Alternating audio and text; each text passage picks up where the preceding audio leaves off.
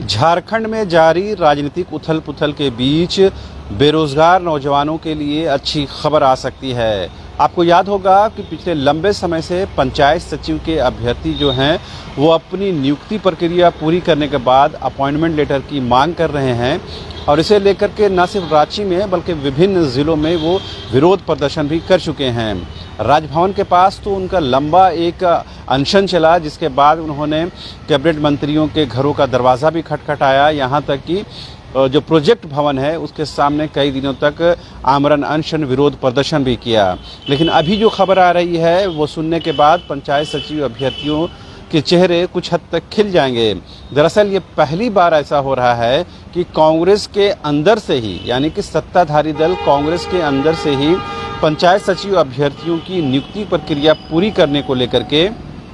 कवायद शुरू की गई है। चूँकि ये जो मामला है वह मंत्री आलमगीर आलम के विभाग का है, यानी ग्रामीण विकास विभाग का है, लिहाजा अब से थोड़ी देर पहले मंत्री आलमगीर आलम से कांग्रेस की विधायक दीपिका पांडे, कांग्रेस की विधायक बड़का गांव से अंबा प्रसाद और पूर्णिमा नीरज सिंह ने मुलाकात की है। सूत्रों के मुताबिक और जो खबरें आ रही हैं उसके मुताबिक ये बातें कंफर्म है कि इस बैठक में पंचायत सचिव अभ्यर्थियों के भविष्य को लेकर के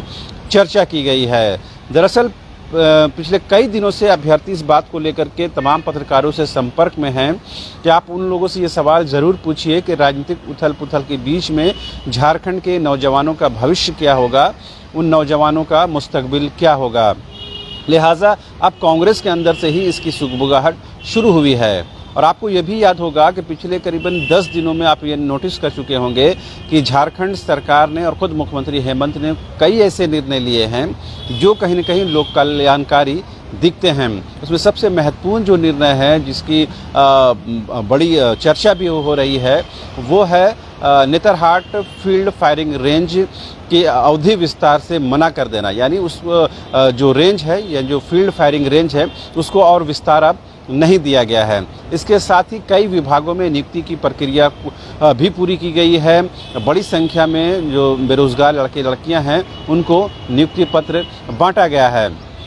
इससे साफ समझ में आ रहा है कि सरकार, भले ही ये माना जा रहा है कि झारखंड में जो हेमंत सोरेन की सरकार है वो राजनीतिक तौर पर अस्थिर होती हुई नज़र आ रही है, लेकिन सरकार ये बताने की भी कोशिश कर रही है कि जिस कमिटमेंट और जिस भरोसे के साथ, यानी कि 5 लाख रोजगार देने के साथ झारखंड की महागठबंधन सरकार अस्तित्व में आई है, उस कमिटमेंट को, उस प्रतिबद्धता को सरकार हर हाल में पूरा करेगी। और कल जिस तरह से मुख्यमंत्री हेमंत सोरेन ने प्रोजेक्ट भवन में पत्रकारों से बातचीत की है, उनका लहजा, उनका लय ये बताता है कि कहीं न कहीं सरकार ये बताने की कोशिश कर रही है कि वर्तमान में जो भी राजनीतिक तौर पर अस्थिरता की स्थिति बनी हुई है उससे सरकार को कोई लेना देना नहीं है, सरकार उससे विचलित नहीं हुई है, सरकार में कोई डर भय का माहौल नहीं है। इस बीच में 1 तारीख को कैबिनेट की बैठक भी बुलाई गई है, लिहाजा उस कैबिनेट की बैठक पर भी सबकी निगाहें हैं। ये कहीं न कहीं बताता है कि सरकार, भले ही राजनीतिक तौर पर यह बताया जा रहा है कि अस्थिर होती हुई नज़र आ रही है,